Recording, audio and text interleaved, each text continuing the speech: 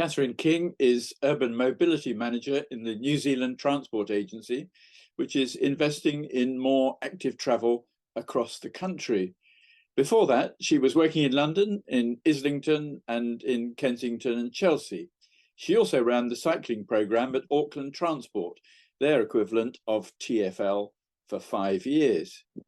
So, Kathryn, can you tell me a bit about the agency's investment at the moment in active travel and the national programme across urban cycleways?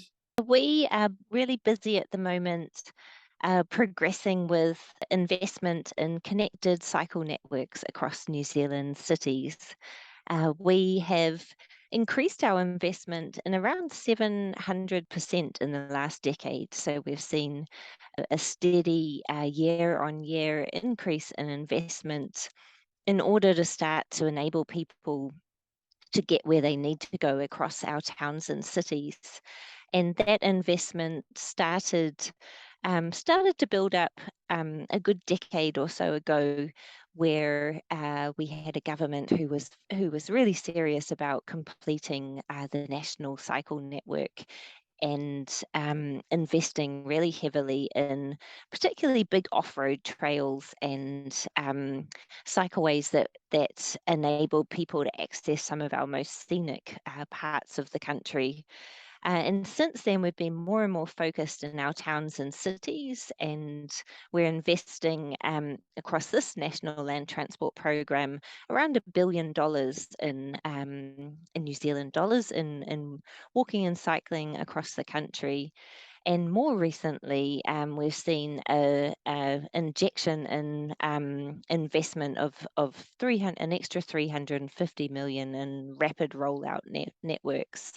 So significant growth that we've seen in the last few years, and really recognizing the role that we need cycling to play in our towns and cities across the country. So, what are the key policy drivers for these changes? Are they the same as you found in the UK? When I started working back in New Zealand, we saw investment that was really looking at building local economies and targeting tourism and enabling people to get out and enjoy some really beautiful parts of the country. And that investment has really driven local economies in parts of the country that maybe industry had left and they were struggling. So that's been really important investment for small towns across the country. But more recently, we have an emission reduction plan that is committing us to seeing really significant reductions in the amount of driving across our towns and cities. And that is now asking quite a different question of us. It's asking us to look at what are the things that we can do that really pick up the pace and enable us in the next decade to see really rapid increases in the number of people cycling. And that then has us asking ourselves, how can we do things but differently, where maybe in the last decade we've seen some very beautiful, highly engineered, architecturally important structures and street upgrades. The next decade is really about how do we do this all much faster? How do we connect up our cycle networks using what we already have, using our existing street space as efficiently as we can? So, I guess when you were in London, you experienced some of the response of the motoring community to road dieting, which has been happening in London. How has it been received in New Zealand by people in cars? New Zealand is an incredibly car dependent country, so much more so than London and parts of the UK. Here, a good 80 odd percent of journeys are driven, and even the shortest journeys, the sort of 2 to 5 kilometre length journeys that are easily walked or cycled, the majority of those are driven. So most people are car drivers. We start from a point of the majority of people are driving because they don't have another choice. There's not a good public transport network in most of our cities. Our cycle networks really are significantly unconnected compared to London, for example. Just 17% of our networks are completed across the country. So people don't have a choice, and therefore, when we talk about taking away some of the opportunities or the privileges they have right now, where people aren't enjoying being so car dependent, of course, we then have people not being so receptive to that sort of change. So we do experience here the sort of backlash that I know you've seen in London and parts of the UK. But the majority of people want more choice. We know a good 80% of people, if we ask them, do want to see better facilities for walking, for cycling, for public transport. It's really when it comes down to this part of the street where we're reallocating the car parking I make use of, that we start to see people responding sometimes negatively to that. Are you seeing any impact of electric bicycles? Because I guess you have longer distances, perhaps sometimes for people to travel than is more normal in London. Yes, absolutely. We also have hills here. And when I lived in London, I rode a lovely old bicycle with 3 gears and quite happily around London. And I bought it back here, and it didn't last very long. So we have much more significant hills than you have. So e-bikes are a real game changer here. We are seeing rapid uptake of e-bikes and e-scooters. The both are very popular.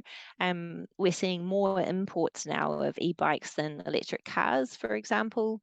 We're also seeing really great evidence coming through that e-bikes are replacing car journeys. They're enabling, for example, parents to do their care journeys, dropping kids at school and taking them to football or what have you.